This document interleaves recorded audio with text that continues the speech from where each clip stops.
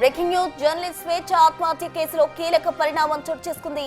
పూర్ణచంద్రరావుపై స్వేచ్ఛ కుమార్తె ఫిర్యాదు మేరకు నిందితుడిని విచారించనున్నారు చిక్కడపల్లి పోలీసులు.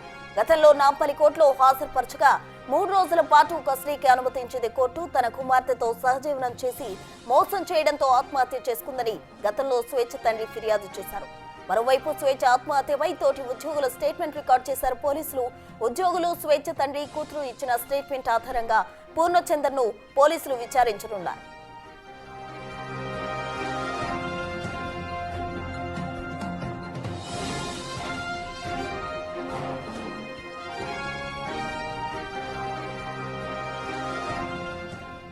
జర్నలిస్ట్ స్వేచ్ఛ ఆత్మహత్య కేసులో కీలక పరిణామం చోటు చేసుకోబోతుంది అని చెప్పుకోవచ్చు. పూర్ణచంద్రరావుపై స్వేచ్ఛ కుమార్తె ఫిర్యాదు మేరకు నిందితుడిని పోలీసులు కస్టడీకి తీసుకోవడం జరిగింది. అతన్ని అంటే ఇప్పటి వరకు కూడా అటు స్వేచ్ఛ తండ్రి కావచ్చు, తోటి ఉద్యోగులు కావచ్చు, ఆమె కుమార్తె ఇచ్చిన స్టేట్మెంట్ ఆధారంగా పూర్ణచంద్రను ప్రశ్నించే అవకాశం కనిపిస్తోంది.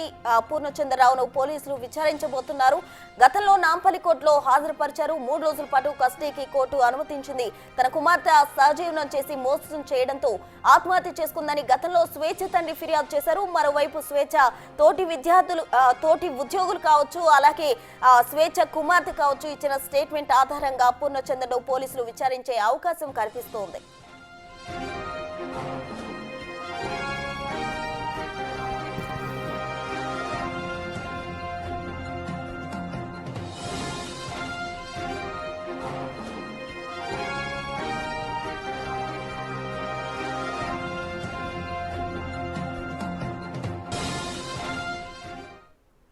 పూర్ణచంద్రను పోలీసులు విచారించబోతున్నారు. దీనికి సంబంధించి పూర్తి డీటెయిల్స్ అందించేందుకు మా ప్రతినిధి సుజాత సిద్ధంగా ఉన్నారు. సుజాత, చెప్పండి. అయితే స్వేచ్ఛ ఆత్మహత్యకు సంబంధించి కూడా తండ్రి, ఉద్యోగులు, అలాగే తన కుమార్తె ఇచ్చిన స్టేట్మెంట్ ఆధారంగా అయితే పూర్ణచంద్రను పోలీసులు విచారించే అవకాశం ఉంది అంటున్నారు. ఈ అంశంలో ఎటువంటి విషయాలు బయటపడనున్నాయి? దానికి సంబంధించిన డీటెయిల్స్ ఏంటి సుజాత?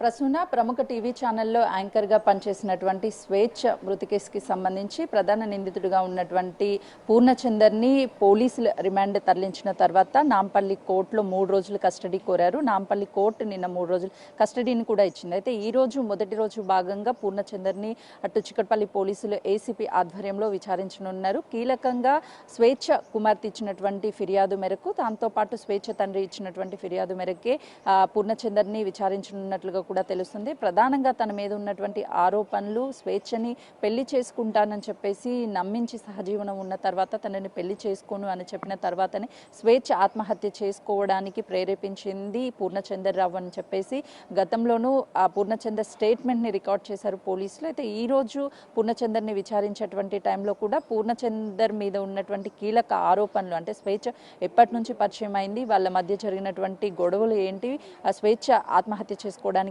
ప్రధాన కారణం ఏంటి అన్న విషయాలను కూడా విచారించనున్నట్లు తెలుస్తుంది. స్వేచ్ఛ కుమార్తె కూడా పోలీసుల స్టేట్మెంట్ని రికార్డ్ చేశారు. తన మీద అసభ్యకరంగా ప్రవర్తించాడు అని చెప్పేసి ఆ పాప ఇచ్చినటువంటి ఫిర్యాదు మేరకు కూడా పూర్ణచందర్ని విచారించనున్నట్లుగా కూడా కీలకంగా తెలుస్తుంది. అయితే పూర్ణచందర్ విచారించే ముందు గతంలోనే ఇటు స్వేచ్ఛ కలిసి పనిచేసినటువంటి సహ ఉద్యోగుల స్టేట్మెంట్ని రికార్డ్ చేశారు. చుట్టుపక్కల ఉన్నటువంటి వాళ్ళ స్టేట్మెంట్ని రికార్డ్ చేయడంతో పాటు పూర్ణచందర్కి సంబంధించినటువంటి స్నేహితుల స్టేట్మెంట్ని కూడా రికార్డ్ చేశారు. కాబట్టి అసలు ఏం జరిగింది ఏంటి అని చెప్పేసి విచారించే అవకాశం చాలా స్పష్టంగా కనిపిస్తుంది. ప్రధానంగా వీళ్ళ దగ్గర తీసుకున్నటువంటి స్టేట్మెంట్ ఆధారంగానే పూర్ణచందర్ని కూడా విచారిస్తారు. ఈరోజు 3 రోజుల కస్టడీలో భాగంగానే అటు స్వేచ్ఛ తండ్రి ఇచ్చినటువంటి ఫిర్యాదు, స్వేచ్ఛ కుమార్తె ఇచ్చినటువంటి ఫిర్యాదు, దాంతోపాటు సహ ఉద్యోగులు ఇచ్చినటువంటి స్టేట్మెంట్, ఈ 3 ఆధారంగానే పూర్ణచందర్ని విచారిస్తారు. ఏసీపీ ఆధ్వర్యంలో విచారణ జరగబోతుంది. అయితే పూర్ణచందర్ ఎలాంటి విషయాలు చెప్తారు అనేది కొంతమేరకు అయితే మాత్రం ఈ కేసుకి సంబంధించి కీలకంగా మారనుందనే చెప్పవాలి. గత కొన్నేళ్ల నుంచి కూడా స్వేచ్ఛ పరిచయం ఉంది అని చెప్తున్నాడు పూర్ణచందర్. అయితే గతంలో స్వేచ్ఛకి పెళ్లి అయ్యి విడాకులు తీసుకున్న అనంతరము పూర్ణచందర్ స్వేచ్ఛకి దగ్గర అయ్యి పెళ్లి చేసుకుంటానని నమ్మించి తన జీవితంలోకి వచ్చాడా, లేదంటే ముందుగానే స్వేచ్ఛని ఇష్టపడుతూ తను భర్త నుంచి విడిపోవడానికి పూర్ణచందరే కారణమా అనే విషయాలను కూడా బయటకు వచ్చే అవకాశం చాలా స్పష్టంగా కనిపిస్తుంది. అయితే పూర్ణచందర్ మొదటి నుంచి కూడా స్వేచ్ఛని నన్ను ఎవరు ఏమీ చేయలేరు, నేను పార్టీలో కీలకంగా ఉన్నాను, నా వెనక చాలామంది పెద్దలు ఉన్నారు, నేను గతంలో జోగినిపల్లి సంతోష్ దగ్గర కూడా పనిచేశాను అని చెప్పేసి పలుమార్లు బెదిరించారు అని చెప్పేసి తండ్రి కీలక ఆరోపణలు చేశారు. అయితే వీటికి సంబంధించి కూడా ఎవరెవరి దగ్గర పనిచేశారు, తన రోల్ ఏ విధంగా ఉంది, తనకి స్వేచ్ఛతో గతం నుంచి కూడా సంబంధం ఉంది, స్వేచ్ఛని పెళ్లి చేసుకుంటాను అని చెప్పేసి పూర్ణచందర్ ఎవరైనా సరే తన సన్నిహితులకి చెప్పారా లేదు అని అంటే ఇదంతా కూడా ఏం జరిగింది అన్న విషయాలు బయటికి రావాలి అని అంటే పూర్ణచందర్ని విచారించి తన స్టేట్మెంట్ని రికార్డ్ చేస్తేనే ప్రధానంగా ఈ కేసుకి సంబంధించి అన్ని విషయాలు వెలుగులోకి వస్తాయి.